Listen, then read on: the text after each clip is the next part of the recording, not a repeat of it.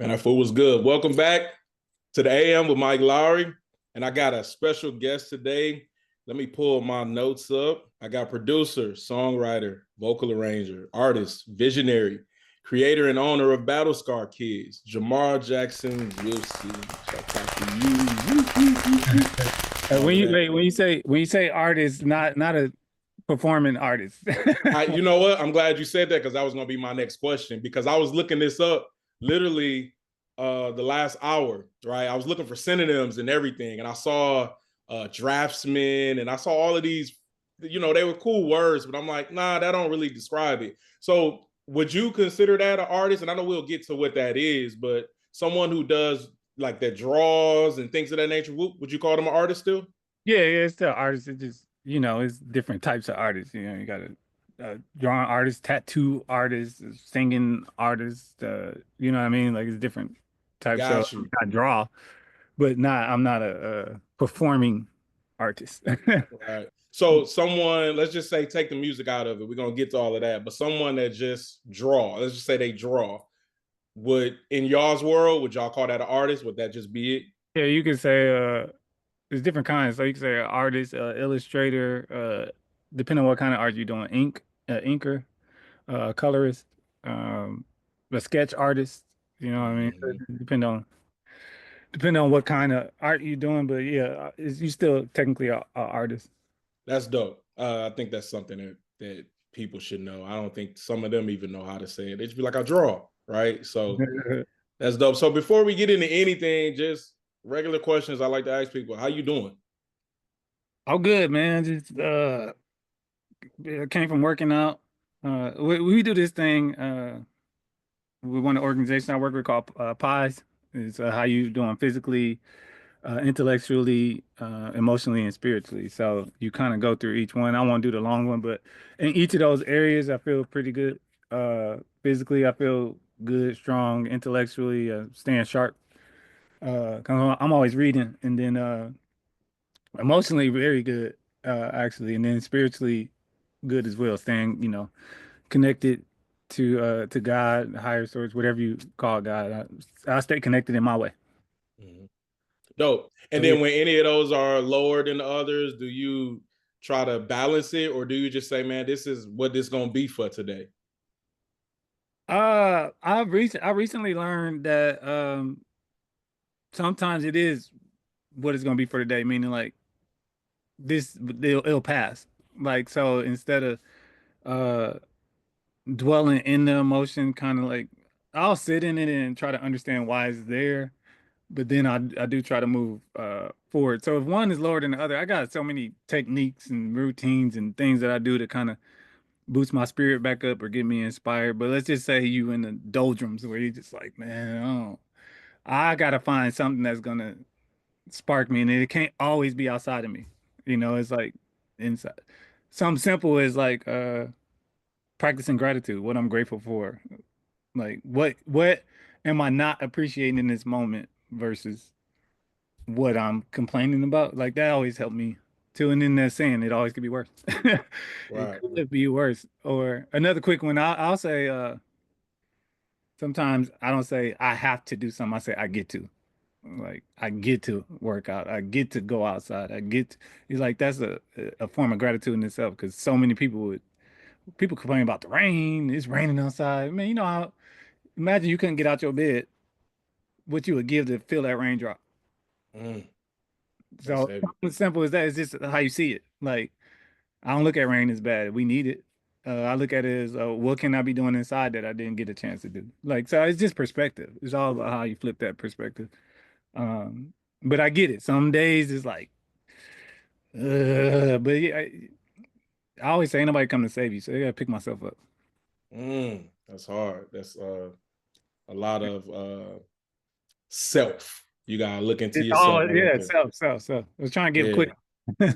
No. That's cool. That's good. That's good info. So I want to, before, because one thing I specifically didn't say on purpose is Jamar Jackson Wilson is my best friend, right? But I want to kind of stay away from that, and because I noticed as we've worked, which we'll talk about Battle Scar Kids, I've learned more about you, and I've known you for a really long time. But My question, I'm gonna start with the art before we actually, when I say art, I mean the illustrations before we get to the actual music. What moment in your life let you know you wanted to be in illustration at any sort? Like, was it I I, guess two-part question. What age were you, if you remember the age, and what was it that made you want to do it? uh, that's one of those things where like when people be like, I was born to do that or I was born to I can't even remember what made me say I want to draw. I just since since my earliest memory, I'd be like my mom would give me a thing of typewriter paper or not typewriter paper, print paper Loose like a sleep. yeah like what do you call it when you get the whole pack of it, the printer paper. She would bring me home Okay. I know what you're talking about. it's I like got it, 300. but I don't know what it's called. Yeah, I can't think of what it's called right now. I always, since I can remember, I always would draw. Like I would sit down and draw and doodle. So I don't. It wasn't nothing that sparked my interest into it. I ain't seen nobody do it. It was just like I want to draw. I like colors and all that stuff. And then I always like markers. So like Crayola would always have the 8 pack. Red, orange, yellow, green, blue, purple, and I think brown and black would be in there or whatever. And I'm like, I want the extra colors. So give me like the pastel greens and the pinks and the colors that didn't come in just that standard 8. I would ask for the other colors too. And so she'd give me like a 36 pack of like the thin Crayola markers and color pencils. I was just sit down drawing. Like it's just always been there. So I always would draw wrestlers, basketball players, shoes. I got shoes all in here. You can't even see all in here. Yeah, that background crazy, boy. I got shoes. Always drawing shoes, NBA players, wrestlers. That's just the stuff that I was into. So it wasn't no particular thing that was like, oh, I want to draw this. Just like, I mean, Ninja Turtles, that was a big thing. I'm about to draw Ninja Turtles, Darkwing, all that stuff. Like the cartoons, they would draw that, and the wrestlers and the basketball players. All right, so what if you could pinpoint, because I know you said you can't per se say, but how early do you think that was? Like what age around about that you And, started, as far as you remember? how far your memory go back? You probably start remembering stuff when you like 3. Like, oh, I remember Oh, 3, or some people say I was doing it since I was 2. Since whatever the earliest memory was, I had a pencil that's in dope. my hand, drawing. So, like I said, it just was that was a natural gift. I never took drawing classes or got taught how to do it. It's just I figured it out, and I just was immersed in it to the point we'd be on punishment, and my brother Mel, punishment wouldn't affect me because I'm like, oh, I'm about to grab, I'm about to grab these poster. I grab. So other than the sheet paper, mom would give me poster paper, like a Mm-hmm. big poster. So I would do every NBA team logo. Oh, Dope. and then I put my favorite play. So it'd say like Detroit Pistons logo, then it'd be like G Hill 33, and I would do it in the font of like whatever their jersey font was. So and then I'll go to the next one. Then I go to the next. We'd be on punishment a week too. 'Cause they'd be like, no TV when you do your homework, no TV. Oh, I draw till it's time to go to bed. Man, he'd be so bored. Like, golly. Because he'd draw too for a little bit. But he's like, man, after one picture, I was done. He's like, I just felt like you left me on my own. So it was just always there. That's dope. So that was a form of practice. You was basically teaching yourself, like, Yeah. with that Yeah. routine. Let me move some. Oh, you good? Yeah. It was. I didn't know it at the time. I just do it for fun. I never was trying to. What if I could turn my art into something? I never thought about that ever. That's crazy. I remember us being in high school, and I was like, Mar gonna draw excuse me, Jamar Jackson Wilson. Let me You can say Mark. pronounce it. Yeah, most Ma whatever. said, I said, he gonna draw my tattoo. And I remember you drawing the ideas that you had. And then I remember years later, like, you still don't have one. And I'm like, man, I wish I ain't get these. And he was like, man, it got old after a while. It's like, I don't really have a need for it. Well, But even that, a lot of people be like, draw me a tattoo. I'll be like, go to the tattoo artist. And I know they think that it's like, dang, man. Like my brother to this day, he be like, man, I want a tattoo done by you because that's family. I'm like, yeah, but that's what they do. I can do it. This is the thing with me and drawing. I didn't try to commission it. Like, draw me a picture, draw this, draw this, draw. I just did because I liked it. So when people be like, "Can you draw me a tattoo?" I'd be so disinterested because it's like this is the thing with drawing. Yeah, I could pretty much draw anything I want that I see, but that don't mean I want to draw something you told me to draw. Like, because Mm, I might not be interested in drawing that. Like, I draw things right. that spark my interest. So that's why I stayed away from it because I'm like, nah. And then it take time. Then I don't think people realize how long it takes to make a picture look good. Unless you, this is artist named Divine Rodriguez. He draw people in like 10 minutes while he interviewing them. Now he another animal with it. He's a beast. Unless you got that type of talent, like that take time, man. That's still pretty considerate of you to, the greed could take over very easy where you like, oh, I'm about to, you know what I mean? I can get some bread for this. It's like, if it's on them, if they mess the tattoo up, I did what they asked, What you say? You trading your time? You trade your time for money. It's gonna take me this amount of time to finish this. It ain't worth the money in Mm, that regard. understood. So I'll be Same like, let question. the artists do it because they dope. The Right. tattoo That's what they artists are do. dope. Yeah. Like you said, I respect it. Same question. What moment, if you remember, if there's a particular moment, particular song, and if you remember what age were you interested in music in the way that you felt like I want to do that? Okay. So now with music, it's a little backstory. Okay. So I come from a musical family. My mom's side. So my granddad used to sing in a group. Uh, I think they were called the Meltones back in the day, in like 60s, 70s or whatever. Gospel quartet group. Then he was also a DJ on AM radio station. You know, back in the day, AM radio was bigger than FM. He had his own show, and he was a pastor. And that family, my aunt Brenda, organist, and she's a preacher. My aunt Ronnie, choir director, all that. They had their own group called the Jackson Specials. So they were all in this group, and they would go around the city, the state, regional singing. So my mom, all my uncles, all my aunt, they was all in this group. The Jackson Specials, that was their name. Then my mom became a praise and worship leader for the biggest black church at the time in Wisconsin for over 15 years. So we was in church every almost every day. It felt like, and then on top of that, she was over the whole music department. Right. So all these dope musicians that I'm about to name drop were in this church. So uh organist Cornell Thickpen, he taught me how to play drum. He used to give me drum lessons. Mm, Um I had a drum set when I was a kid. Cornell Thickpen got offered a deal to be on tour with Michael Jackson to play organ. That's how cold he was. He turned it down, but he ended up still playing for like Ozzy Brothers, Babyface. DeMonte Thickpen, he grew up with our family. The Landrums grew up with my uh, family. They all went to my granddad's church. DeMonte went on to produce "Spend My Life with You," Eric Benet, and to me a bunch of records with Eric Benet. Dude got a song on the soundtrack of one of the Batman movies. Right, DeMonte was on tour with SWV. He worked with Babyface as well. Uh, my aunt taught him how to play keys. mm, I grew up around that, like all mhm, my uncle would do the music for the group. The keyboardist, and then he had studio in his house before studios in his house was a thing. He would program the whole praise and worship service. He would program all their tracks for when they sang or whatever. Like, not go get a instrumental. He replay it. mm. Grew up Dope. all around music all the time. We had to be in the choir when we was little. I was in the youth choir.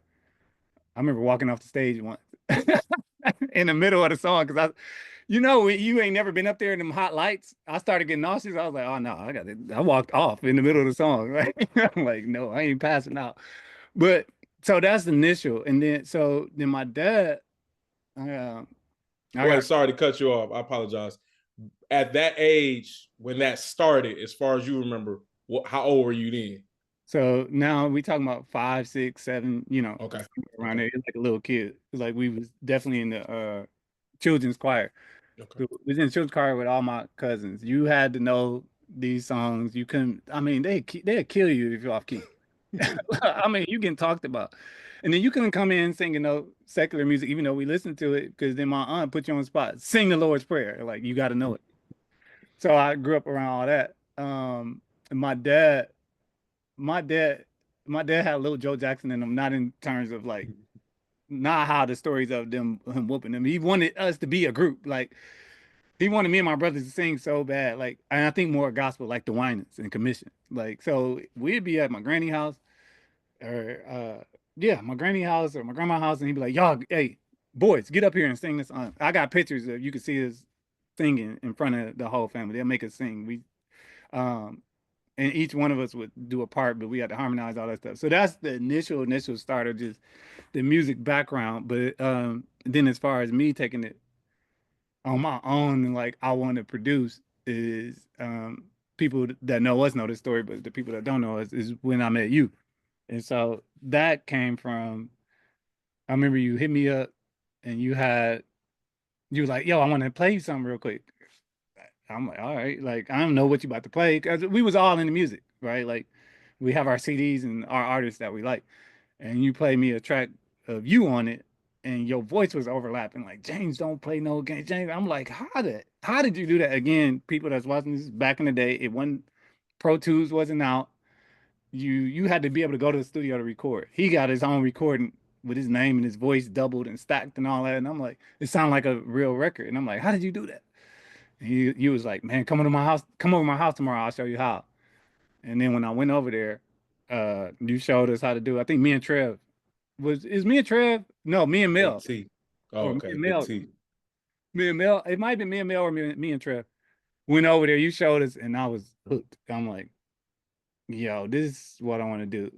Like, I want to do this. But because before that, it was basketball. I'm gonna play ball. I'm gonna play ball. Like, I come from a basketball family too.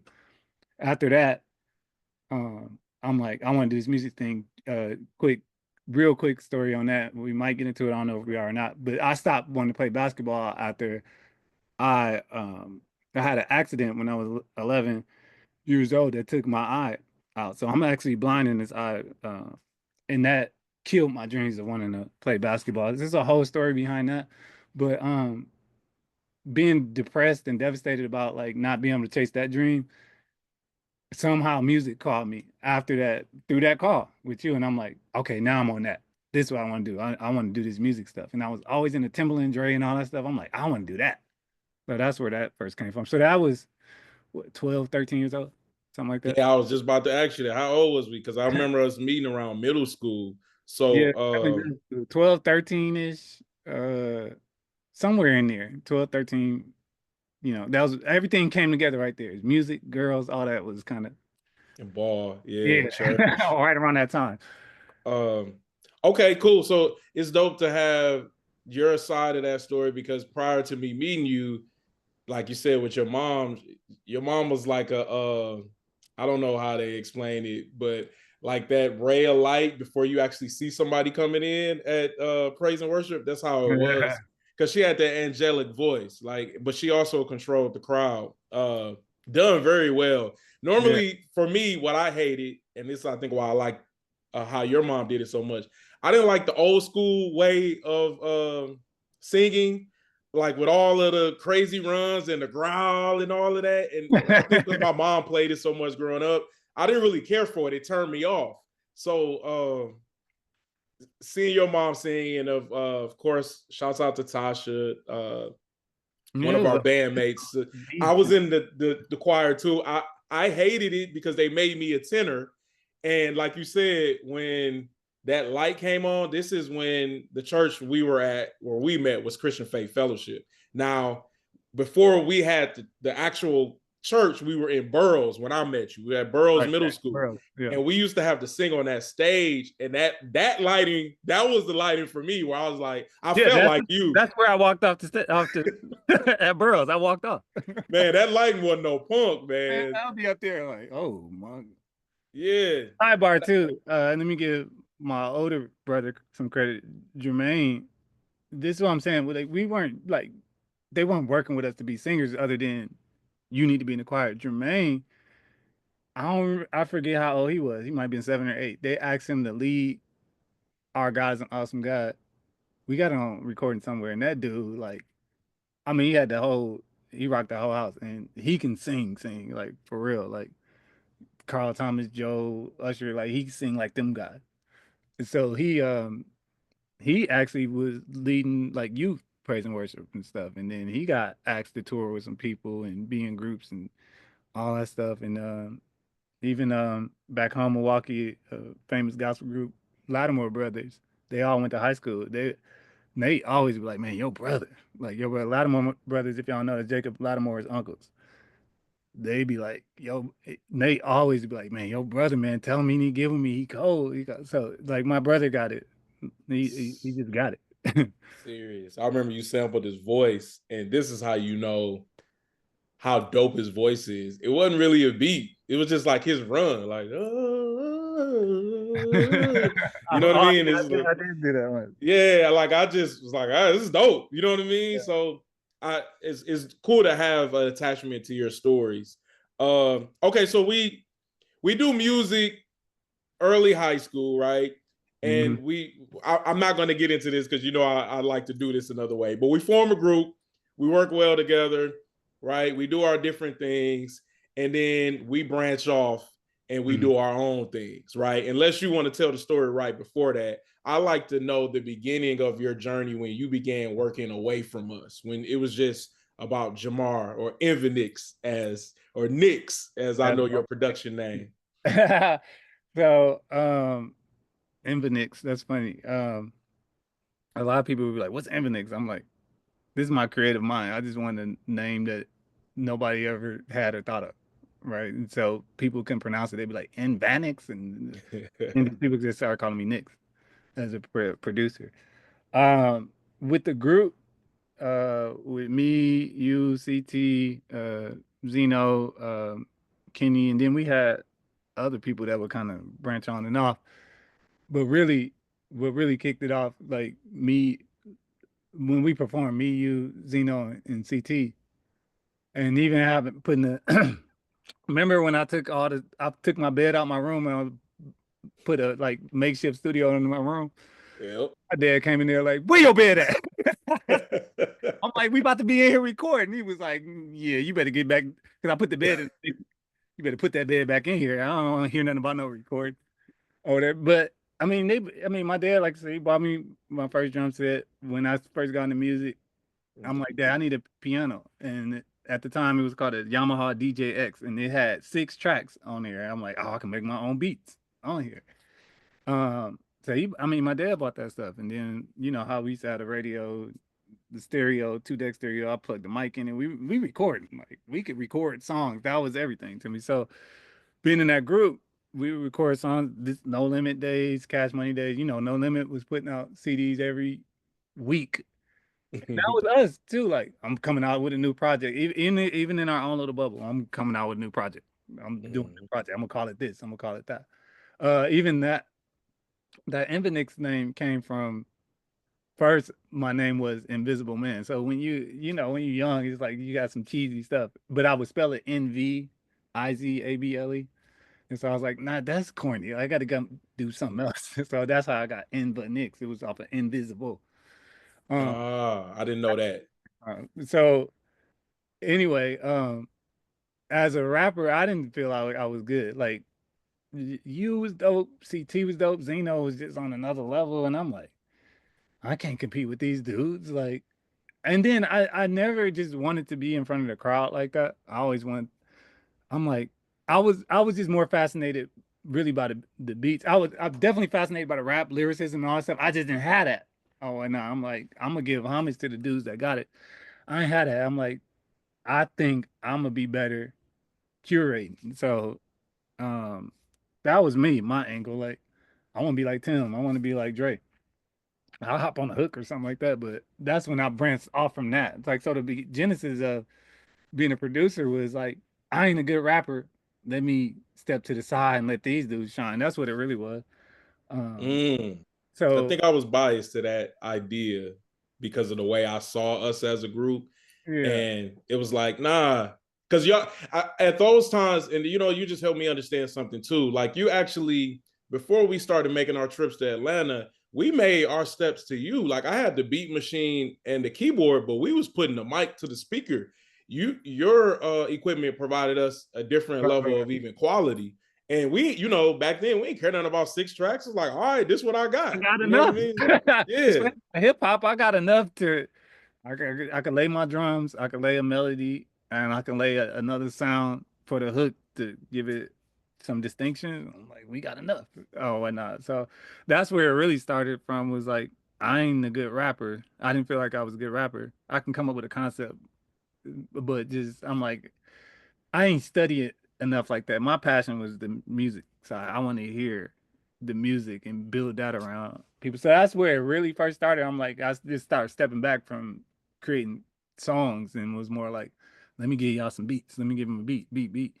And then when we first started doing the group, then I remember when Kenny came in town and he saw what we was doing, like y'all doing music and stuff like that. And I think it was always in his heart too, because he grew up playing drums too.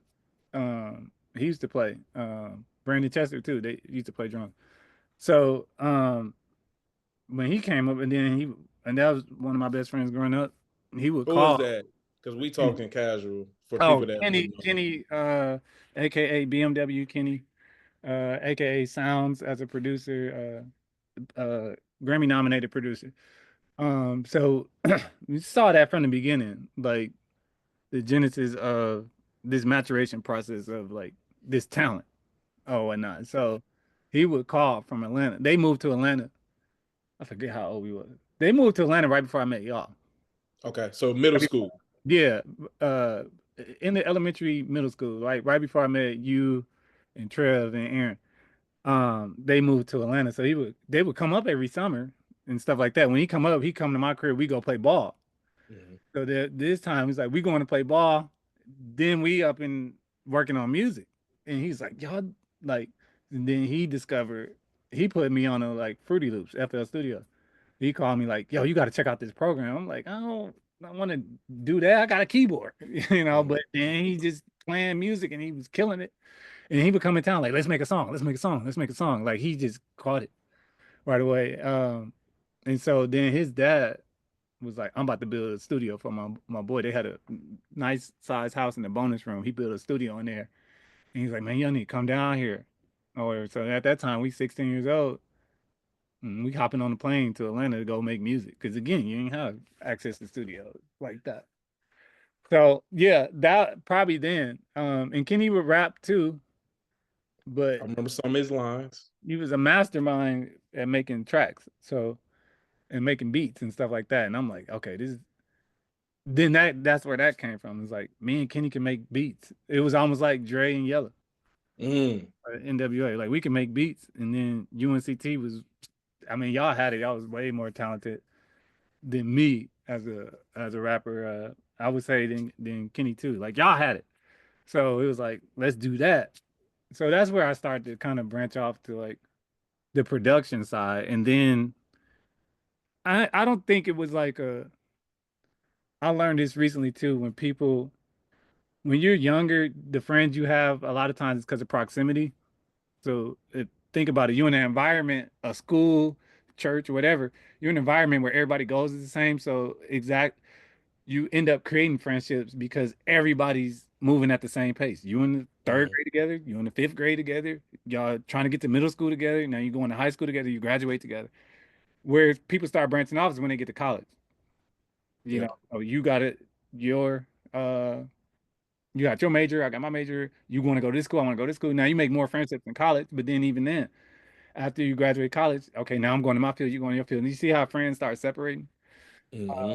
It's like that because the proximity ain't there. We all stay tight. But Yeah. I would say that like that probably was what um separated us as far as music, other than some other stories. But really, it's that Mhm. like we start going our own directions.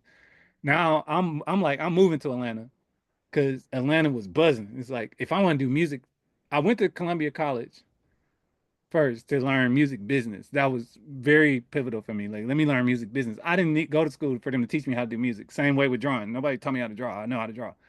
Not that you can't get technical stuff from it, but I'm like, I want to learn the business side. Question. Sorry to cut you off because that's super important because people like myself, I was so into the music that I caught on to the business later in life. Like I didn't even consider it. I didn't even think about it.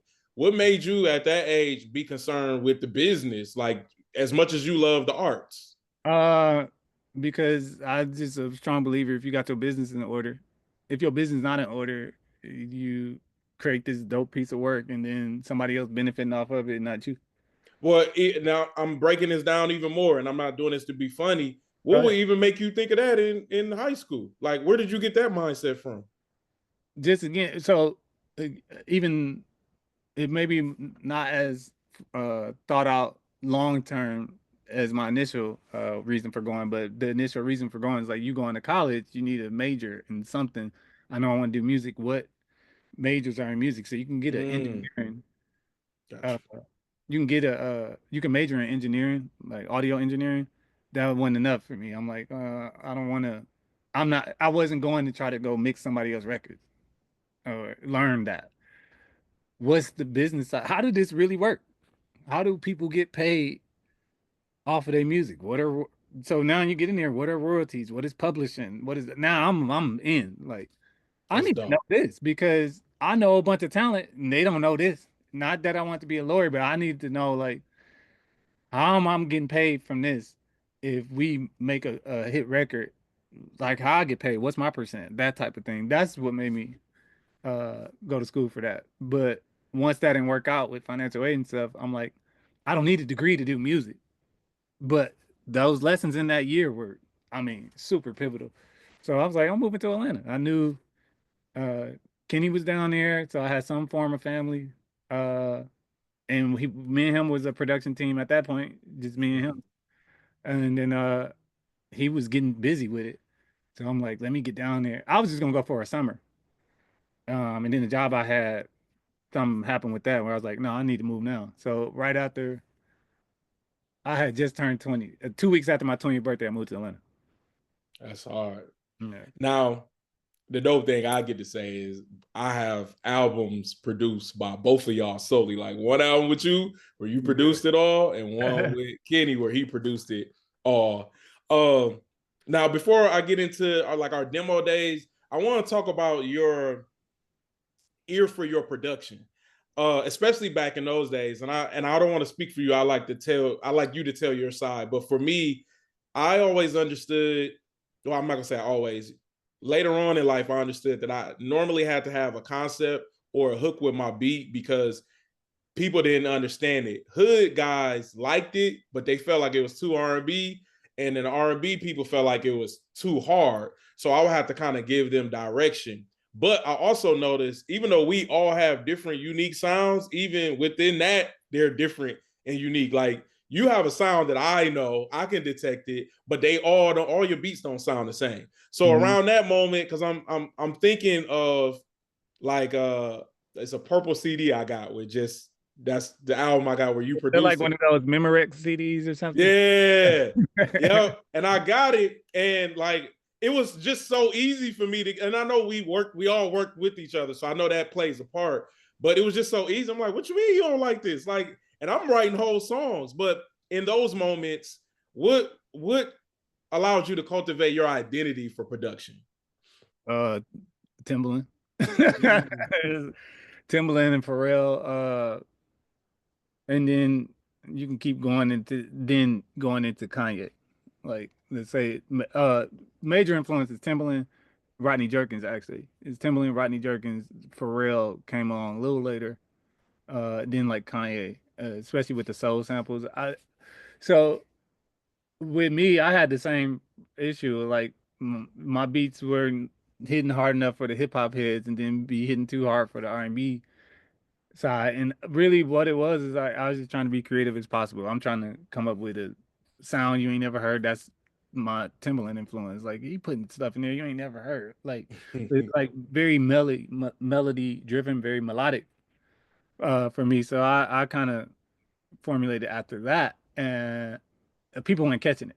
Like they weren't catching it. But I, at the time in the young producer days, it's just like, let me throw on the beat, see if you think it's dope. Now I knew how to throw on dope beats and had a room like, oh, that's. But now in terms of creating a song, I had to kind of scale some of that back.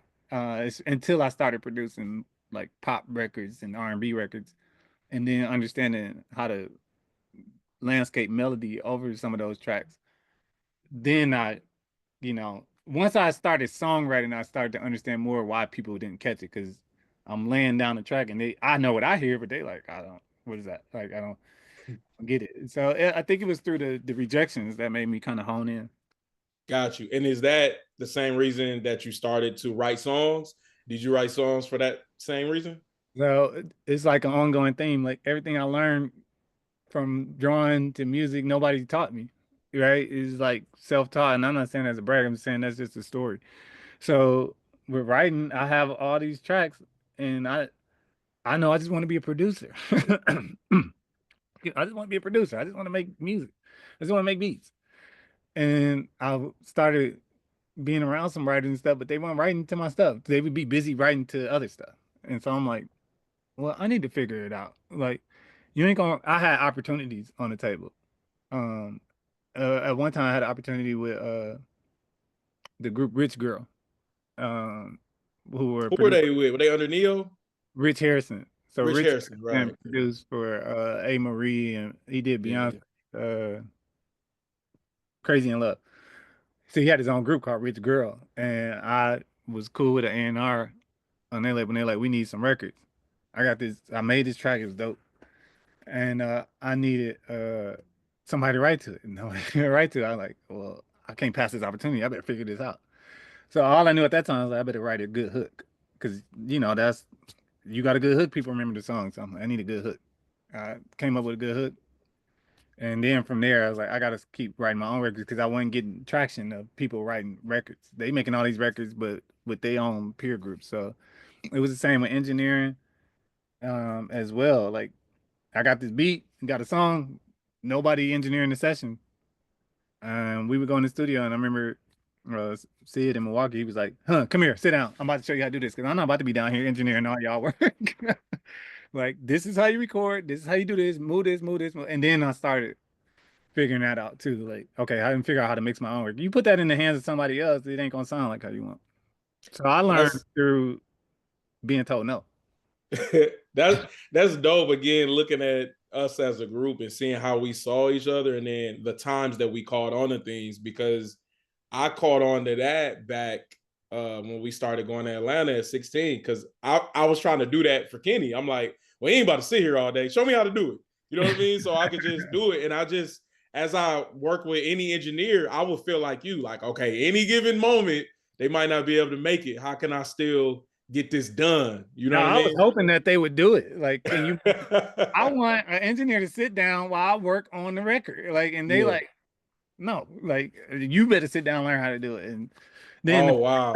from there, I started paying attention. Like, okay, what he do right there? Now I'm looking at him. Like, what he do right there? What he do right there? And then picking up tricks. And this is how you learn Pro Tools. Like, pick up. Like, what's that That's button you dope. press to do that? And then you start picking it up.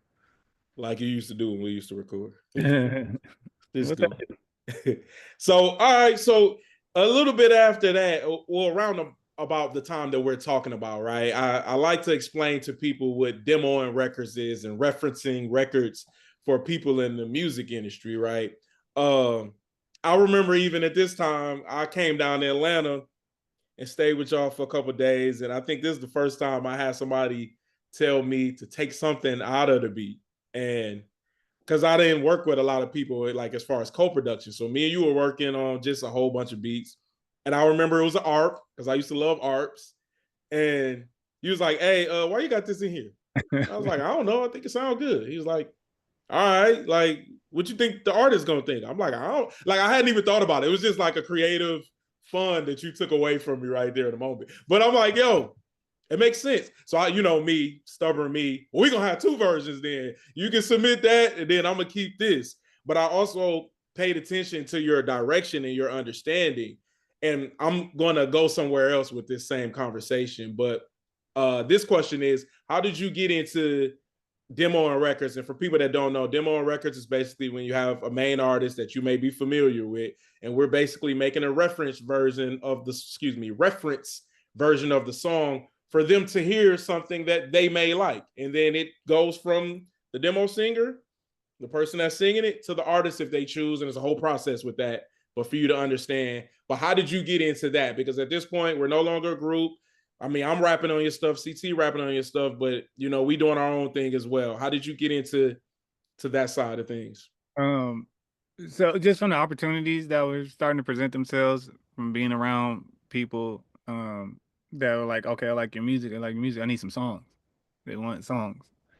So that's where it came from to give one of my shorter answers. So it's just basically that. Like, I got again, I had opportunity for Rich Girl and Carrie Hilson and a bunch of people back in the day. Yeah, A. Marie too. Where it's like, oh, okay, I need to. You have to. What I was learning was these A&Rs and these execs and all that stuff. Like, they job on the line too to bring in good records, and they're not gonna think for you in terms of like, I got an idea, now I'm gonna send it to you. You gotta hope they catch it. You pretty much gotta give it to them fully produced, and that's what I want to hear. So I'm like, well, I need a good singer to pull off the vision I'm trying to use for this song. We need good writing, good singing, good production. So that's where it came from. Put the record together. Like, the artist didn't even have to think. And second part to that, now too, you would get artists that they don't want a full record. Do the first verse and the hook because they want to be a part of the writing too. So it just varies in different scenarios. But that's where it came from, was like, put the record together so they can catch the vision. And then I started getting more traction from that. Dope. So let me know if this is safe to say. Would it be safe to say that we both knew, I'm going to say for you, rap, for me, R&B, we both knew about those genres, but we helped each other, like, to be put on to that genre a little more as we were around each other? No, well, from a just listening Yeah, standpoint, just listening. no, I was, so again, that go back to like my parents and stuff. In my house, it was R&B and gospel like all day long, right? But we would have like a LL Cool J record, Run DMC record. So yeah, I can give you some credit. When after being around you, I started delving into more rappers, expanding it. Right. Right. So it was a loaded question. I did that on purpose because it was the same way with me with R&B. But this goes to something here. But the reason why I say that is because now I'm getting into me and you working together now, right? I think you were the first person that presented me with a opportunity to write and produce for records that you were submitting to artists as we were demoing, right? But I was so used to rap, right? So it was nothing for me to come up with a hook, hands up, this is Jack, hands up. I'm like, yo, this would be perfect for this art. Like, I'm knocking them out the park, right? But now you come and you ask me for R&B. Now, this is one of the first times, right? So I sent you the record. I haven't figured out my voice yet, so I'm all over the place, but I know you understand where it needs to go. But you was like, nah, dog, this ain't it. And I'm like, hey, man. What record was it? You I remember? don't remember. I'm going to play a different record, but I might have to find the email. If I can find the email where you responded, I'll post that. But I have something else already ready. But no, look, I didn't take it no type of way, but me being, Mar knows me in real life, me being who I was very defensive. So I'm like, what you mean? It's like Juice. What the, you don't mean you don't like my demo? Like, it was like one of them. Like, but yeah, Flex, my bad. Flex on Juice. So now, but the dope thing about it is you explained to me what was going on, what I wasn't giving, and why it wasn't working. And then, like, it was, you ain't have to say this, but you was like, hey, man, I know you work hard on this, but this ain't cutting it. Like, this ain't what they looking for. And I didn't look at that like, man, he ain't my supposed to be my boy. He ain't rocking with me. It's like, nah, he was honest. He told me the truth, but he told me what I needed to do. It's not like the opportunity gone. It's like, well, you need to get this right. And maybe you won't make this batch of what we're doing, but you know what you need to have now. Because I remember, I'm going to talk about Rico Love for a quick minute, who's also from the city. We grew up with him. Super huge writer, producer, and all of that. But I remember sending him a beat around the same time. And he was like, I can't hear the kick. That was his response. Like, I can't hear the kick. And I'm like, what do you mean you can't? Because I can hear the kick. So I'm literally like going, he ain't say nothing else. I know that's all he said. He's not going to give you no more feedback. He was like, I can't hear the kick. And he pretty much just went on to whatever else. I think at that time, Jazzy Faye had a group, and he was looking for beats that I was submitting. And I'm like, so you know, as audio engineers do, or when you make a beat, you want to listen to it everywhere. So I'm like, I'm listening to it in the car, listen to it. And I'm like, because you know, my drums used to be crazy. Like I couldn't do nothing else. I could do drums. But I realized the kick was low, right? And Oh, I think what was it actually low? it was low, but it wasn't like you can't hear it. But I do understand the way that we all used to talk back then. We're gonna exaggerate things to get our point across, right? And there was not a lot of time for some people. It was a lot of time, but they didn't choose to. They ain't had to give you direction, or they didn't want to give you direction. It's like, nah, this don't do it for me. And I began to learn through all of y'all how y'all wanted things different individually, or what you could work with and what you couldn't. Because even though we was all cool and family and whatever that was, at the end of the day, it didn't take any of y'all's mindsets away from what the goal was. Like, man, we can be cool and all that later, but this is the goal. This is the target. But to be honest, man, that's how they would do me. Like, and I'm not saying that I'm like, well, let me repeat the behavior. I'm like, I'm sending some stuff out and they like, this ain't it. Like, this don't sound mixed, or this don't. Speaking of Rico, you know, he used to work with Corner Boys, Pierre Midor. Pierre is a great writer, and so I started sending. I got introduced to him, and I started sending him tracks. This was normally what happened, right?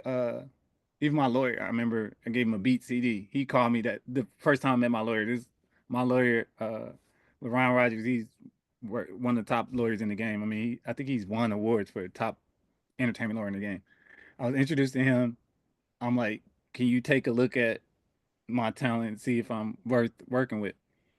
I give him a beat CD. He called me that night. Yo, this is hot. Like, yo, you got something, right? Mm-hmm. Same thing happened with Pierre. Yeah. I sent him that, and at this time we emailed. I emailed him a couple tracks. He said, "Yo, this first one is banging. Send me some more." After that, everything felt like he was, yeah, like no, like nah, these ain't it. Send me some more. Send him some more. Nah, this ain't it either. Send me some more. And I'm like, I remember I'm out in LA with Kenny, and I'm like, I'm mad, just like how you said, like same defensiveness. I'm like, man, what are you talking about? This hot. I played for Kenny. He's like, man, Kenny, you know, he always tell me straight. He'd be like, yo, that's dope, Mar. That's dope. But then I'm like, he's like, let me hear what he talking about. I played him the track, and he was like, yeah, I don't even care if Timbaland would have did that. Ain't nobody gonna write to it because you're not understanding it. And it humbled me in that moment where I'm like, but Pierre, I keep saying Pierre. Pierre, I think I if I'm not mistaken, I think he's classically trained. So he sent me this message of all this, you know, your chord progression and your structure must meet the melodic tone of the. I'm like, man, I don't know all that stuff, man. And Kenny said the same thing. He's like, I don't know what he's talking about, but he basically saying this ain't it. So it was that like I gotta get better. I gotta get better. And he taught me the most valuable lesson in music. And I'll tell this to anybody who doing music, art, anything. What's the emotion you trying to evoke? He was like, so if you trying to make somebody dance, why your track don't sound like a dance track? That sounds simple as a mug, but when you just making beats, you like, I just want to make a dope beat. Like your track should sound like a dance party record before any lyric ever even written to it. If you want to make an emotional record, it should sound emotional before anybody ever sing on it. Oh, and not just the track itself, it should evoke that emotion. Best lesson I ever learned. That's the best advice I ever got. That's And he said, leave room for the writer and the singer, because I would flood my beats with all type of sounds. It's like you're not giving the writer no room to create a melody to merge. Best lesson I heard. It sucked at the time. My feelings was hurt like a month, but it's the best lesson I learned. After that, I got way better. that's um that's dope. Pierre, I learned from Pierre too. We was down in Miami and I was in his sessions, and Charlize, you worked with Charlize before me, right? Yeah, I did we did a couple records on Charlize. Yeah, so I don't even think I was working with her at the time. I was in her session with Pierre. And this is the first time I saw some, and you know, back in those days, you couldn't mess up a whole lot. Like you was even saying it like with Maine and them, it's like, hey man, we ain't got too many takes for you to be in here. Like, come on, let's get this right. Pierre was the first person I saw. You know, Pierre's super chill. So like, come on, let's just do it again. And I'm looking Yeah. at him like, what? I had to, like, when I saw that I had time to talk to him in between takes, I'm like, hey man, like, how you do that? Like, because I'm not used to seeing nobody. He was like, man, sometimes if you yell at them, they'll lose confidence and you're gonna have a long session. And I never saw nothing like that before. And he literally still controlled the room. I saw the same thing I saw people yell at and those responses, because that's how I am. Like, if you want me in shape or whatever it is you're trying to get me to do, talk crazy to me or yell at me or say something negative. I'll respond faster, especially back in those days. And I think it was more me looking at him more than what he said, but I caught that real fast. Oh, what he said to me, man, it stung, but it got me right. And then after that, I was sending him more track. He's like, okay, now we talking, now we cooking, now we cooking. We never end up getting to do a record together, but I just always respect that dude because he wasn't mean about it. He Yeah. took it, like you said, some people don't take time to do that. Some people will be like, man, this is whack, like this whack, like. And I learned to stop taking that stuff personal because everybody got different opinions. Even those writers that I wanted to work with, I ain't gonna even say their names. I wanted to work with some of these people and they weren't. But then I started making records on my own. They're like, "Why didn't you give me that track?" I'm like, "This is the same tracks I had before. You ain't catch it." And sometimes people don't catch it till they catch it. Word. So while I'm pulling this up, what are some of the best writers, producers, vocal arrangers, anybody you work with in that time that was dope? Like, it don't have to have a certain title; it could be any of those. But what are some of the dopest people you work with, Uh, Either or worked who with were? or even been around in sessions with. Let me see. I might forget some names, but again, of course, Kenny was like we peers. We the same age. Our birthdays 4 days apart. He August 1st. I'm August 5th. But that dude has some, as you can see from his track record, the records he put out, he has some where I'm like, I got to be good as him. You know, what I mean? Mm-hmm. Like, to me, he was Timbaland in person, Dre in person. He's like he had it. Yep. So definitely Kenny, Nairi Davidson. When we first started, he wasn't that good. Actually, both of us wasn't that good when we first started. So I'm not making it seem like I was here and he was there. It was just like we were trying to figure this music thing out. He was going to FAMU. He would come up to Atlanta and work on music. He wanted to be an artist at the time. It just wasn't clicking in the artist side. But then he hit me back like, I need, I want to write. And he just kept getting better and better. Now, okay, he working with Tamar Braxton, writing her singles. The best stuff, this is a better answer. The best stuff I ever heard was stuff that never came out. He played me her whole album. He wrote 2 albums for that's done right now. I don't know when they're coming out. The best music I ever heard was music that didn't come out. So yeah, I would say Kenny Nairi, uh, Kalina. They used to be with Diddy Dirty Money. Before she got all that and she was trying to get her published and Mm-hmm. all that, I've got to be around her. I would send her tracks and stuff like that. Never uh got a track done with her, but at the same time, just again seeing how she moving in the studio, how she vocal arranging, how she putting this together. Oh man, these people incredible, man. Like incredible. I would say them three off the top of my head. There's a lot of people that can make beats, so that's a dime a dozen. But I'm talking about the talent where it's like, yo, it was a dude, I can't remember his name. I can't remember his name. I think he might have wrote "Blame It on Alcohol" or "Say I" for Trey Songz. Who was in studio with him? I can't remember his name. This You dude, want me to pull it up? no, because it ain't that important. But this dude would just come up with hooks just like that. Mm. They play records, he be, oh, I got it, and he come up with something. I'm like, oh my, like that. Give me something else like that, and then they just be running stuff off, man, running stuff off. So it's a lot of names I don't remember because I've been in so many studios and so much talent. But these people that were getting records on, just incredible, man. They would make incredible records, and A&R come in, they be like, nah, that ain't it. Be like, what? Like, what? Man, So I they went hate through that that. rejection too. So what I would be like, Mm-hmm. you got the opportunity. Like, rejection is still a rejection. Like, I mean, I done heard unreleased Usher records that were out of this world, and we just be sitting on. Well, before I jump back, I'm gonna go forward. Speaking of rejection, lack thereof, you had a record that did get placed. All right. And Nairi, shout out to Nairi, you wrote the record. Can you talk about that for a brief moment? Oh, we did for well, I can't think of her name right now. Drew Sidori. I Drew didn't want to say Sidora. Thank you. I just know disrespect. it. We did there's a record called Throw Us Away for Drew Sidora. So like I said, me and Nairi would get to it. Like we had a lot of opportunities between the both of us. So we sending out records weekly to A&Rs, artists, all that type of stuff. We had so much on the table working for us. Um and like again, I can't remember all these artists' names, but anyway, we did this song. And then another credit to Alicia Miller.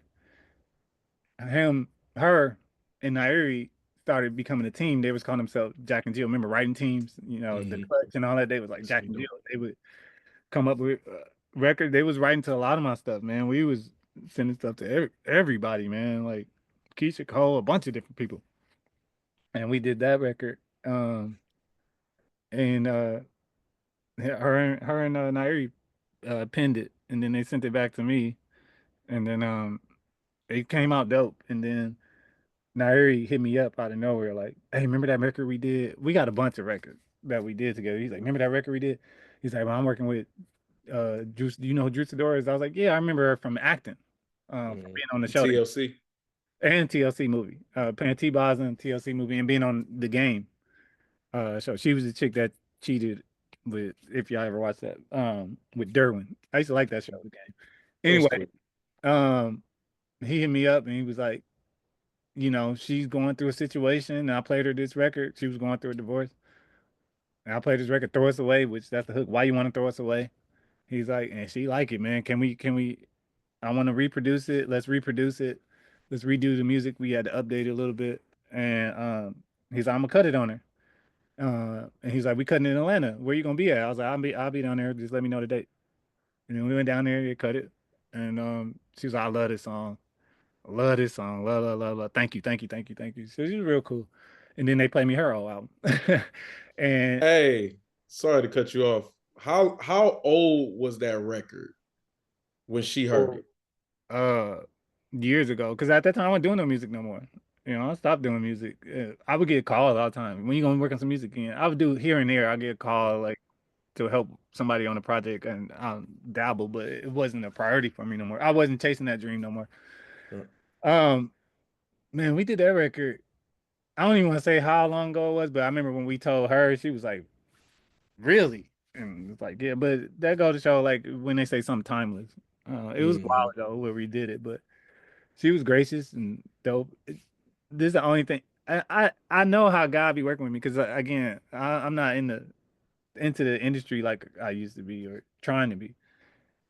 The day we went to her session, Nari got a bunch of records with her. He wrote the whole album. So he's like, "Hey, we about to be cutting some more records. So if you got some ideas, like jump on these. Like write a vocal arranger." He up in there like, man, he a dope vocal arranger and all. My voice went out.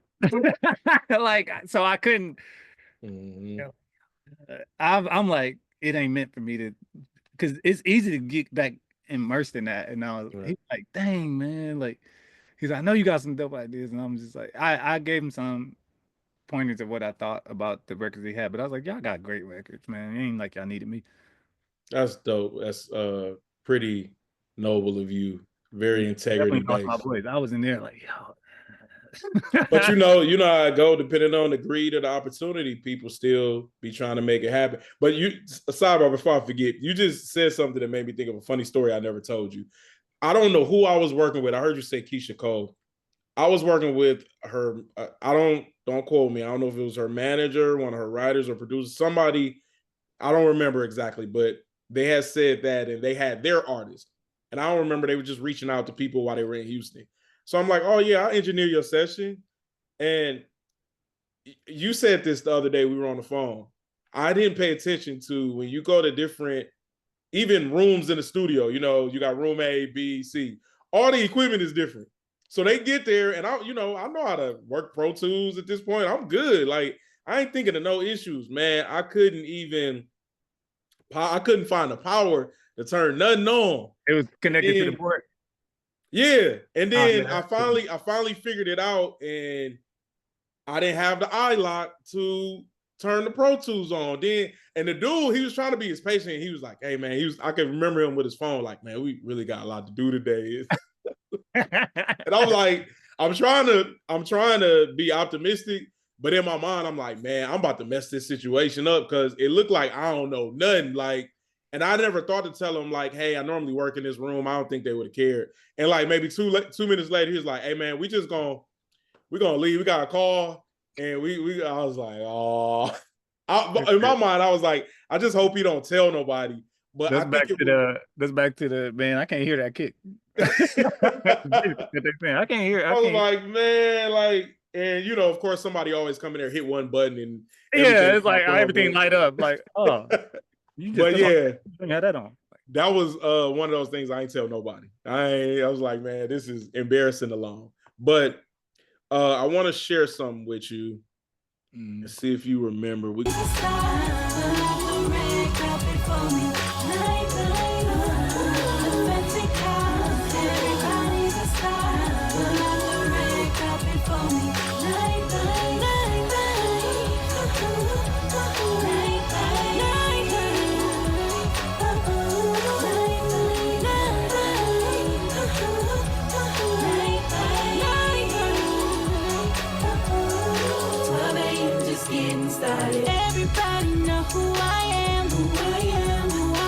That auto tune was in there like a mug. That is a song, Nightlife, that we demoed first, which was horrible, and then you got somebody to demo it before we got it to an artist. But I played that song most importantly because that was one of the songs that you didn't say much when you responded in the email. It was like, yeah, man. And I was like, man, I finally got that junk. Like, because you're not easy to please, but I respected your ear too. So, like, the yeah man was all I needed. Shouts out to D Player because I know he wrote some pieces on there. Oh, so he wrote some of that, and then I don't remember what he did. He definitely contributed to it. He's always had a dope IQ. I do remember he had a demo version first. Yeah, and I don't know if maybe he didn't do any writing and maybe he helped me demo it. I don't remember, but I know he had something to do with it. He was there when I started cutting it and moving stuff around. But I want to give you your credit because you were helping me understand stuff because you sent it back and you had changed, just breaking stuff down to me. Certain words sound right. And even listening now, like nobody drinks Nouveau no more. So the record was a little dated. But the lyrics, that was making me cringe a little bit. Yes, me too. But I think that's important. I think that need to be seen because I mean, again, like you got a record out now, right? That don't sound nothing like that, but your elements are arguably still the same. So I got two questions, right? Because I'm a huge lover. Arguably, I love background vocals more than the lead, right? So what got you? Because this was around the time you weren't starting, but this was around the time you were starting to do your demos heavy. But you were arranging that. So who influenced you for background vocals? The background vocal influence is always Brandy and gospel singers. That record itself was straight Danity Kane Danger riff, though. Like that was all 1,000% influenced by that sound. So I wouldn't sit there and be like, "Oh, I came up with this dope idea." It was like that that weird sound that those weird little sounds in the beginning. That was like a idea I got from Danger. He would use these weird sounds as kind of like a pacer, or almost like a hi-hat instead of a hi-hat. And then what's the song they did? When the red light comes on a train. What's that record? Bad Girl. Maybe I'm just a bad girl. Yeah, it was that chord progression, all that. It was like, okay, I need to do something like that to kind of create a buzz around a record. But yeah, hearing it now, I'm like, oh, that demo could have definitely be executed way better. But at the time, you're just doing what you think is best. But That's dope. that was definitely influence. I mean, Danger one of them ones where I'm like, this dude, this dude's cold, man. Yeah, I can't. I mean, and I hear other producers say it too. I heard Teddy Riley. I forget what record he said. I'm jacking that. Like it was like that. Like, hey, I need that vibe. I need to create something and kind of do my own thing too. It was Danny Kane inspired because I thought they were a great group. I'm like, I would want to do a record with them. Yeah, that was my inspiration to it too. I was heavy on Danny Kane that day, not that day, but that time. I mean, and even with me and you, we worked on some stuff for Dirty Money that they didn't take. But when we heard that, because we didn't hear what the album was gonna sound like, but our music, it ain't even left for us. This is what we regularly do, and it fits the formatting of the album. Like, I oh know man, so we many do this. people that worked on that album.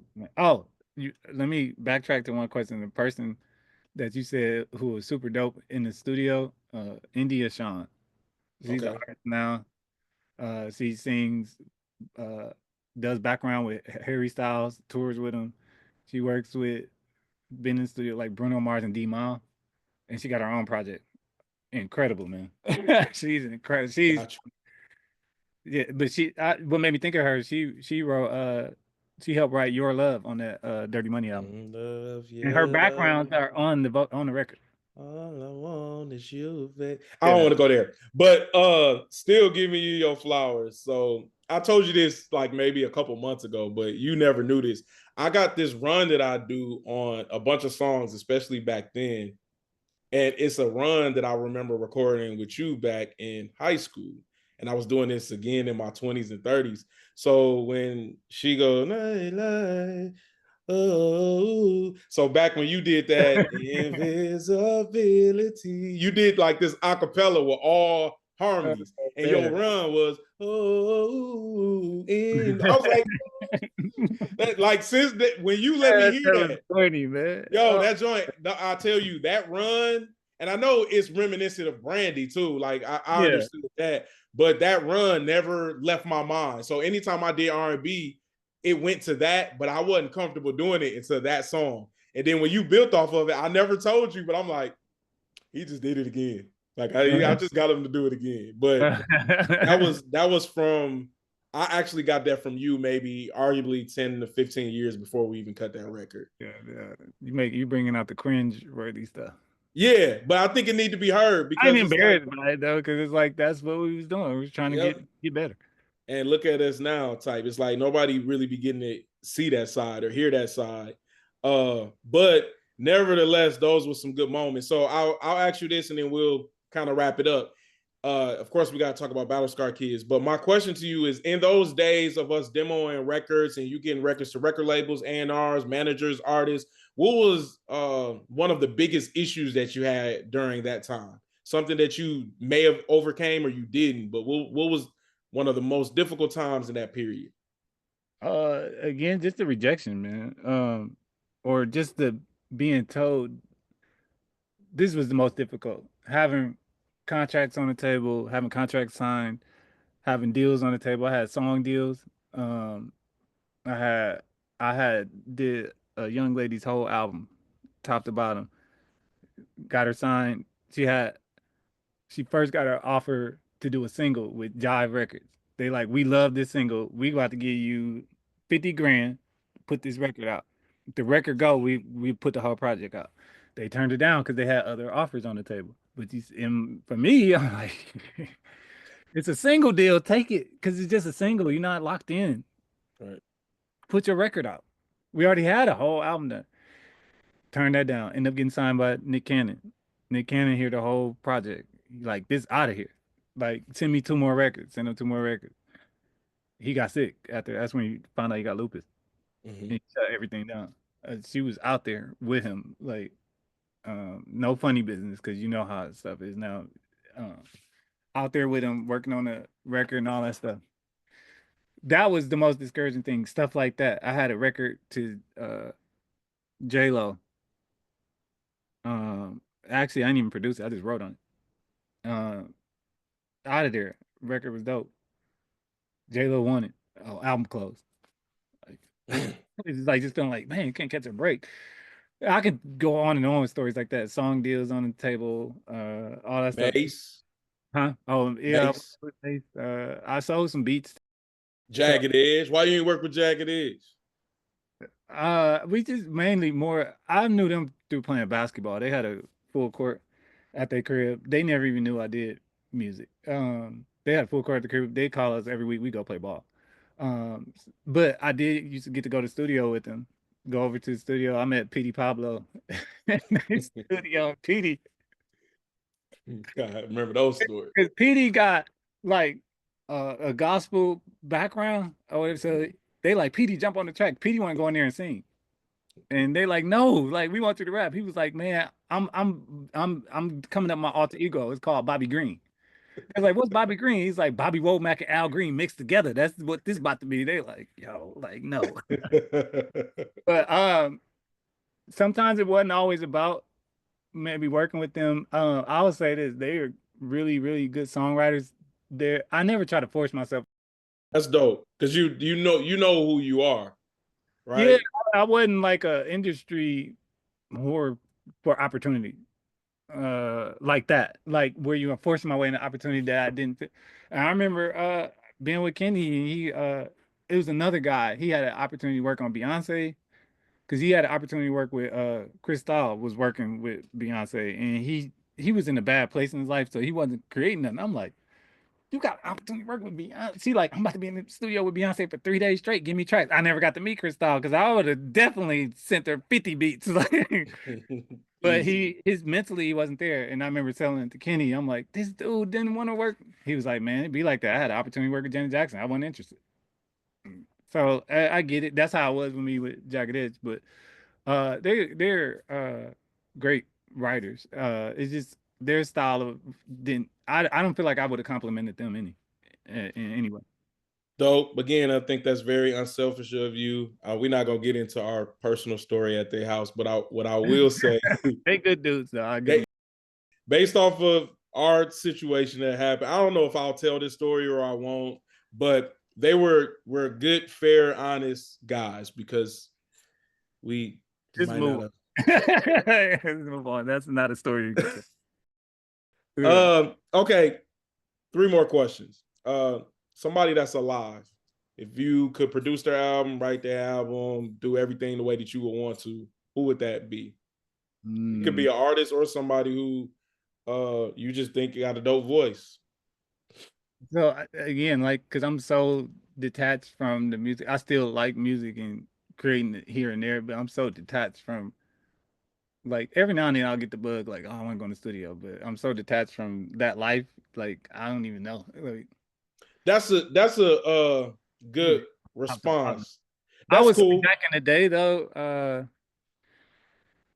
definitely Jay-Z, like just to give him some try. I mean, we did do our own version of the Black album, which that started my initial buzz. I skipped over that. That started my initial buzz doing uh taking his acapella and putting our own beats on it. And I got one of them got played on Hot 97 in New York. That was everything for me. Like, yo, this is the That was biggest hard. network in the world. Like, and they played my joint. Like, so maybe like I don't even know though, man. Like, I can just tell you who I appreciate more, like, and what they're doing.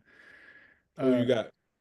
like in terms of like from top to bottom production and craftsmanship. Like Lucky Day, all his stuff is out of there. Like what him and Okay. D do together, like they style of music. I mean, even Bruno D does all his production. Bruno, like the dope. Yeah, it's Okay. I like. It's another example. I like what Hit Boy and Nas did together. Like it had to be something like that, where you're like, man, we just creating this magic, and they And it's actually called chemistry and knocking. it. Understood. It had to be something like that. Okay, so I'm gonna switch it up here. Before we get to Battle Scar Kids, I got one more question before we get there. So I know, as long as I've known you, that you are a shoe head, right? And I, our whole crew is actually in the shoes. Shouts out to Trev because he knew early he didn't want to be in the group, and he said it like, same for me. But even Trev, shoehead, right? That's one thing that we also had in common. You can see the shoes in the background. Now I'm gonna switch this question up because normally it would be And I this can't. is, yeah, I ain't even gonna say What's good nothing. all around this whole thing? So I would normally speak this about music, but I'm gonna switch it to shoes, right? Um, you got a weekend, right? And you going out of town, it's a quick weekend, but you got to take 5 pairs of shoes. I don't know what you're doing. You don't know what you're doing, right? What's your top five that you taking for 3 days? You leaving on a Friday, you coming back on a Sunday. What's 5 pairs of shoes that you just gonna have with you? Wait, now I want to know the music question too, though. It After would this, be the same thing. You gotta normally I go back to old school. You got the 5 disc changer in your trunk. What would be the five? You going on the trip and you gotta have I'm gonna five answer that one albums. too. Then. All I'll right. answer. Shoes. My favorite shoe ever, Jordan 11 Concords. I can take that and be straight by itself. But Jordan 11, I gotta take 5 pair of shoes. Or you can do three if you know. Yeah, like you said, I don't know what I'm gonna be doing. So a lot of times with shoes, it depends on what I'm doing. But if you just tell me 5 shoes, if I had to pick 5 shoes and I can't take none else, man, that's hard. But I know Jordan 11, uh, Air Max 95, uh, and that's hard just to pick 5 shoes. Air Max 95, Jordan 11. Um,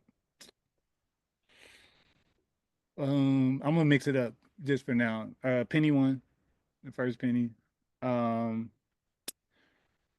dang. You got two more. I got two more. I was just trying to mix it up. Jordan 11. What I got around here? Oh, you know what? I was just showing the Kobe nines. I think is a dope shoe. And I know Kobe's shoes have made a resurgence because he passed. But Kobe nine. I would take these. Um, All right. You got one more. take a pair of those, and then I need a casual shoe though. I'm gonna do this. This is a black owned designer. Got his own shoe company, black owned shoe company. It's called Saya Collective. I'll take a pair of one of his joints. Those remind me. No knock to him. Just the feeling I get is like some free runs or some Got all types of stuff. MPs. He Yeah, got but the ones I'm thinking that I would wear, because I'm pretty much with you. I would swap out the Kobe or the penny for a phone because I normally wear my phones when it rains for some reason. that. I was gonna say phone, but the penny one my favorite penny. So I was like, let me do Oh yeah, makes sense. Okay, so the albums. Okay, so I okay, got 5 albums. Let me finish. So it's 5 albums. You going on a trip and you can't do nothing but press next to go to the next CD. So these are five. You know, of course, we will call them classic, but you letting them ride. There ain't nothing happening after you press play, but going to the next CD. It's popular amongst anybody from Milwaukee.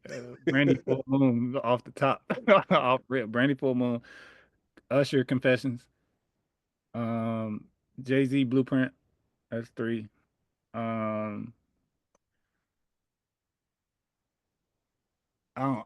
It's off the wall or Thriller. It's gonna be off the wall or Thriller. Okay, Uh, you got one more. people debate about the two. I like them both.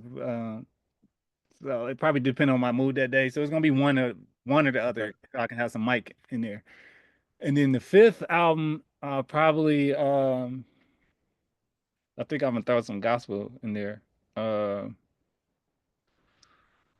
you know what? I'm not gonna throw some gospel, even though I want to. I only got five. I'm gonna do Future Sex Love Sounds, Justin Timberlake. Those Okay, five. I like that. I like that. Okay. All right, last question, sir. What you got going on right now? I mean, I'm rocking the shirt. You rocking the shirt. We got the pull up in the background. Like, what's going on in your life right now? Let's hear about it. So mainly, we talked about earlier where we talked about drawing to music. We didn't talk about basketball, but again, my first passion was really basketball and drawing. But I stopped drawing for years. Because once by the time we started doing music, I wasn't sitting down. I don't want to sit down for hours and draw a picture. I wanted to do some songs. I want to go to the court, and then I want to go holler at a girl. Like that's it. My world was set. You know? But basketball was uh, a big letdown for me because I felt like I couldn't play no more again after that incident where basically these kids took firework, blasted in my eye, a bottle rocket, which they go like 75 miles an hour, explosive. I almost cussed, and they point them at people, and bam, I get hit in the eye, and it's just this thing that followed me for years. Why this happened to me? Why this happened to me? And now I'm blind in one eye. How old this happened to you? 11 when that happened. Before that, 11. you couldn't tell me I wasn't going to be a ball player. I mean, again, I grew up around ball players. I feel like knowing what I know now and putting myself in the right situation, I definitely could have went D1, if not D2. Like, I mean, I would have played on a college level. Like, I know too many people, been around too many people, and played with too many people. Even though I started playing later, it took so much out of me, man. Like that took so much out of me. Like my spirit, like y'all would see me and think, "Oh, this is a cool dude." Y'all didn't know, like, man, my spirit be zapped like every day because I gotta walk around with basically this thing that I perceive that's on me that everybody, like the world, looking at you. What's wrong with you? What's wrong with your eye? You know, and some people would say it to you, Mm. and that used to hurt. It just like hurt every day. And so I always tell people I suffer silently. My family didn't know, my brothers didn't know. After a while, I just become a normal person in the house. They don't know I'm living with this every single day. So that's how, again, how I gravitated to music. I found a new dream. Like, oh, okay, I can do this. This is dope. And that took me all the way away from basketball. Right? It took the feeling of loss away. Like I can do it because I'm like I know I could do this. Like I know I Mhm. Anyway, all those trials, it's all coming full circle. All those stories when you saying what was some of the hardest moments, getting those deals on the table and then it not working out. $250,000 songwriting deal on the table for a song deal, not songwriting deal, song deal. You produce this many amount of songs, they pay you this much. I have it on the table. I had a contract sent to my lawyer. Boom. And it just didn't work out. And that's devastating, right? That's pulling away from you too. And it got to the point where it wasn't fun no more. And that was hurting too. It was just like, you know what, man, I need to just go work a regular 9 to 5, live a normal life, and I'm gonna be happy. And I did, and I was happy. I was content. I put music down. I was content. Like, so when you talking about the song for Juicador and all that, that was back then. I'm like, I ain't cook up nothing new. So, Right, uh, doing that, and I'm taking my time with the story on purpose because this is the most pivotal point in my life. Doing that and stepping away from music and just working a regular 9 to 5. I was, my it still was something missing in my spirit. And I remember 3 distinctive times, like really hearing from God and knowing it clearly. I felt like I had this is loss of energy or gusto or for life. And I remember being at my work desk, and at this time, I'm not drawing nothing, not doing no music, nothing. And I remember God saying, you're not being creative no more." And that's why you feel like you're slowly dying, is what it felt like. And it was like, dang. I went home that day, got all my music equipment back out, and just started working on music again. And I didn't want to chase it though.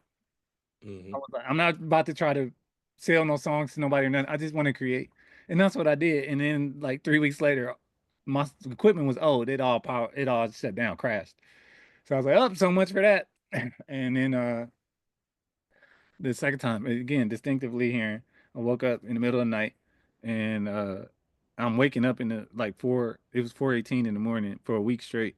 Long story short, I hear God tell me, "You need to work on your own project," and I'm like, "About what?" It wasn't gonna be music. I knew it wasn't gonna be music. Working on your own project, like dealing with the loss of your eye and being blind, and I know people use the word lightly, trauma, PTSD, all that from that, and carrying that with you since you from 11 years old. You can carrying that with you 20 some years. That hurt and that pain where you disguising it around people. And I'm very defensive about it. Like, because if you say the wrong thing, it's like, oh, either I'm gonna shut you down or we need to do something about it. So carrying that, you got to see me now, like, because you don't know anybody that ever said something bad. I'm taking it personal now, but they don't know how much that hurt in here. Where it's like, dog, like somebody took something from me, and you making fun of me, like I could just magically fix this. It's like I can't see. Right. You know what I'm saying? Like that's it's people ask me what it's like to be blind. I was like, you can't. It's a dark space. It's just completely pitch black. Imagine holding your hand up in your face, which you can't see. This is what it is. So anyway, when guy said you need to make your own project, I'm like, about what? And he's like, you need to tell your story. And I'm like, how am I gonna do that? And that came after years of doing healing work and starting to, open up about like I still want to go around telling the story. It was just more so like heal from this. Like move like not move on from it because it's still with me, but like figure out how to let all that go. Like, because if you don't know this, you're still making decisions from an 11-year-old place because that's what I'm most impacted by. So when he said make your own project, and I'm like, about what? He said, you need to tell your story. You need to tell your story. Uh, I ignored it at first, but that's why I kept waking up that same time every day. And when he said make your own project and tell your story, then it clicked, and I was like, oh my God, like, dang. Like, well, okay, how can I make this cool in a way where people will hear the story, understand it, but then understand the power behind taking my power back, right? Like, what if I made these superheroes and I show what I lost and gave it a power, but then give it breathe life into the most devastating thing that ever happened to me, and then I could show other people how to do that too. And so then you came up with Battle Scar Kids, right? I am a Battle Scar Kid, and so I created this animation around that. How you take your pain, turn it into power. That's the message essentially. How you go from broken to unbreakable. Like you can't break me now. You can't break my spirit. Beyonce, you won't break my soul. You can't break my spirit. Like can't nobody tell me nothing. I'm me. You know what I'm saying? Like it, but how long it take to get to there? I don't want to be nobody else. Even with what happened to me, I don't want to be nobody else. I don't want to be me. Mm. So with what happened to me, that's my purpose in life to show other people how you take your pain, turn it to power. Because what we don't realize is that pain, that trauma, those heartaches is prevent people from getting to their dream. As you can see, it paralyzed me from chasing a dream. I don't know if I would have made it or not, but what I can say is if you don't try, you can't do it. All right. How do so many others like you crippled by something that happened to you, and at the end of the day, don't nobody for real care.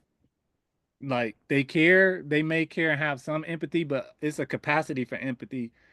I can only extend as much empathy to you as I have to carry because I got my own stuff. So Mhm. they don't really care. People don't feel sorry for you. Ain't no when I say ain't nobody coming to save you. I had to learn how to be my own hero. And so now Mm. I'm like, let me make this cool, dope project.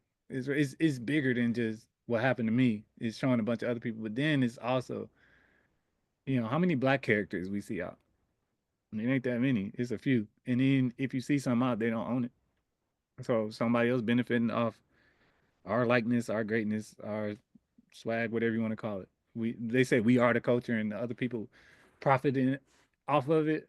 That's a problem for me. So I'm like, I'm not about to sit and talk about it. I'm about to do something about it. So that's how Mm. and Battle Scar Kids. So now and then I created a foundation too. So I want to just talk about it. I want to just show the art behind it. We want to give back right away. So pour into these kids, underserved communities, kids that don't got no hope, no outlook on life. It's a quote I like to say. Regrettably, we only dream to the capacity of what we exposed to. So so many kids ain't exposed to opportunities of what they can be.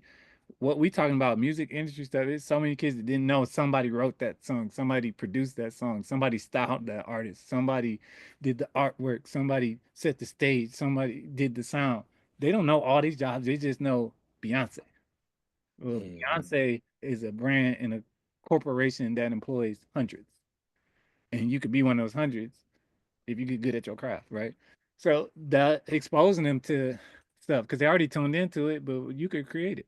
And I want to get that to a level where we spend all this time. Right now, we're in a time where people mad at, oh, you take your TikTok away or Facebook away or the DEI program. We need forward thinkers to be like, create your own.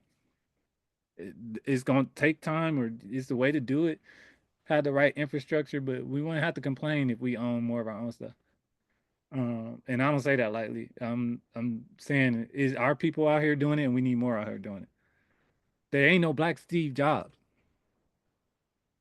Ain't no black Elon Musk.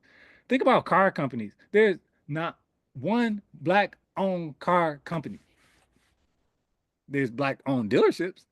There's no black owned car manufacturer. So all the cars that we drive, if they come up and say, we don't want y'all to drive our cars, well, what we gonna drive?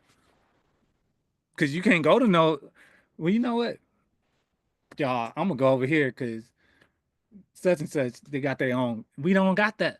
And I'm not saying it as a knock, I'm saying it as a call to action.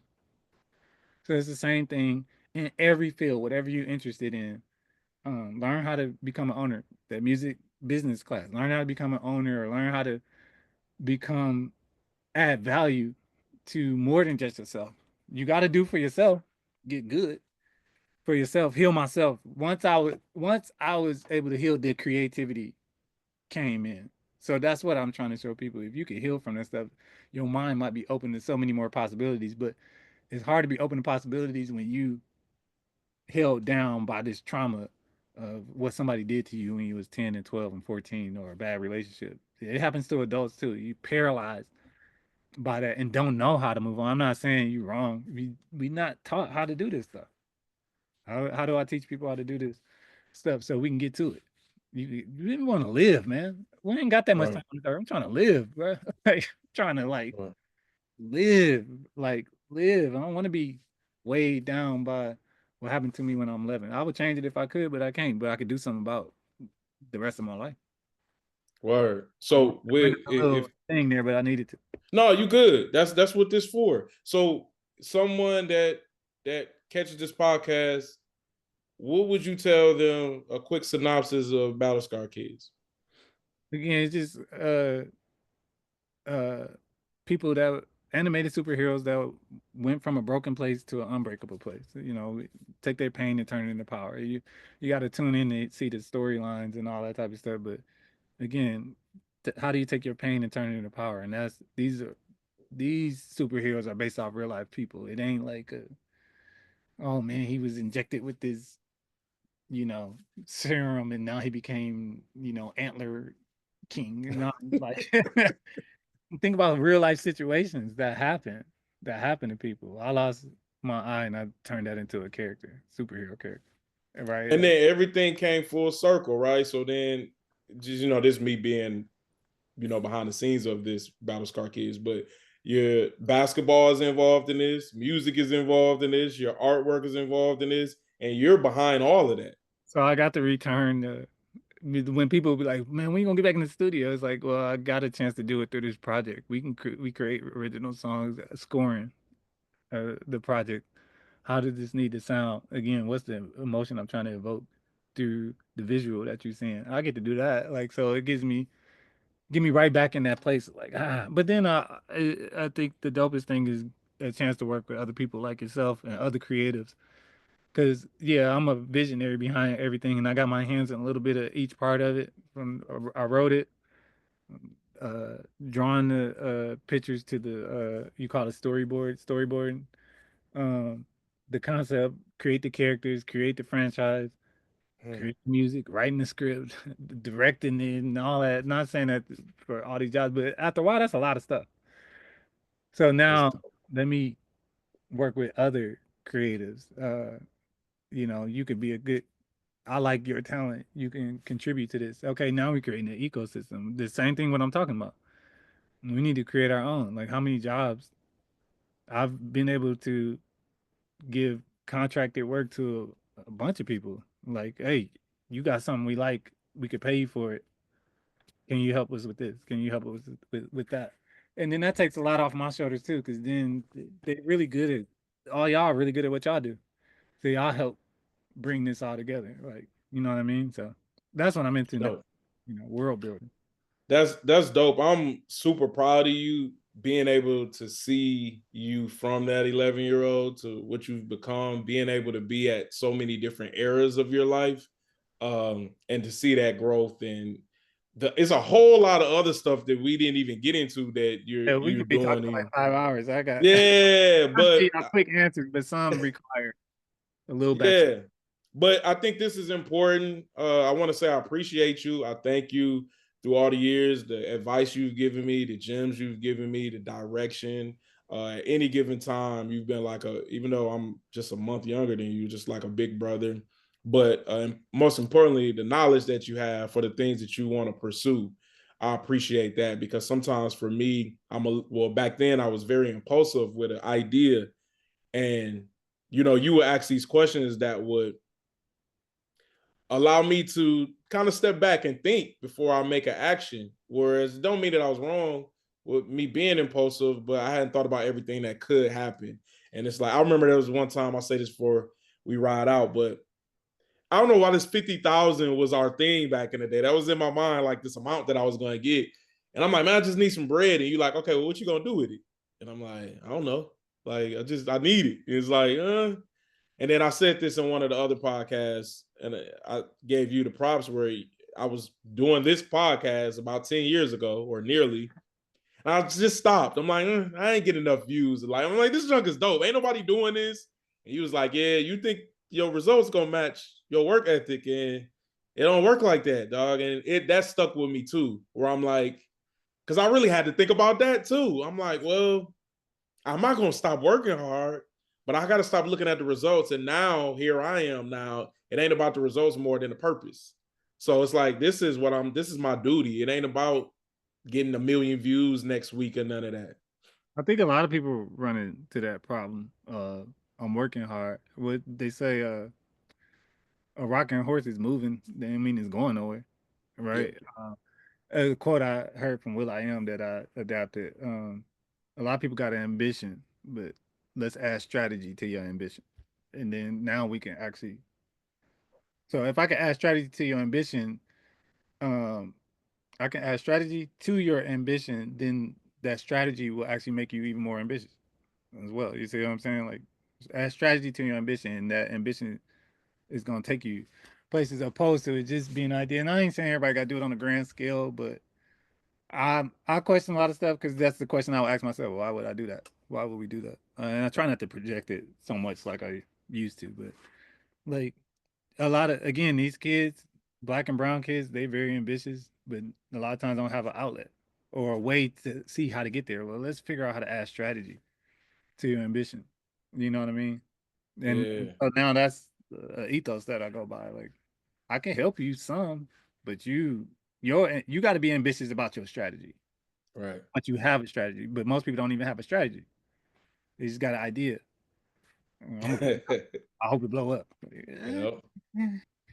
Okay, $50,000. What I say? What you gonna do with it? Okay, same thing. You put something out to go viral. What you gonna do after that? If you don't have no strategy, it's here today, gone tomorrow. If Yep. you go viral every day, what do it mean if it ain't nothing to follow that up? Strategy to the ambition. Right. Well, you heard it from himself, Jamar Jackson Wilson. Where do they find Battle Scar Kids, sir?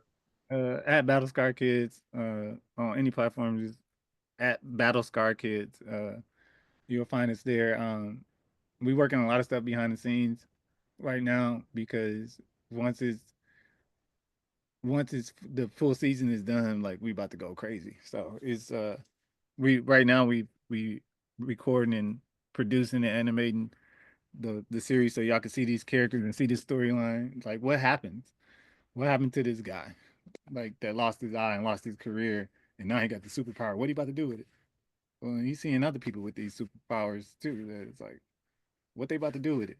You know, what's about to go down with that? Like, and it's based off real life people. So I think that's what's really cool about it. That's hard. Well, thank you for your time. The AM with Mike Lowry, special guest today, Jamar Jackson Wilson, Battle Scar Kids. Appreciate you, boss. I appreciate you. It took me back down memory lane with the music stuff. So man, it's always good to relive some of those moments, great moments in my life. All right. All right, man. Y'all be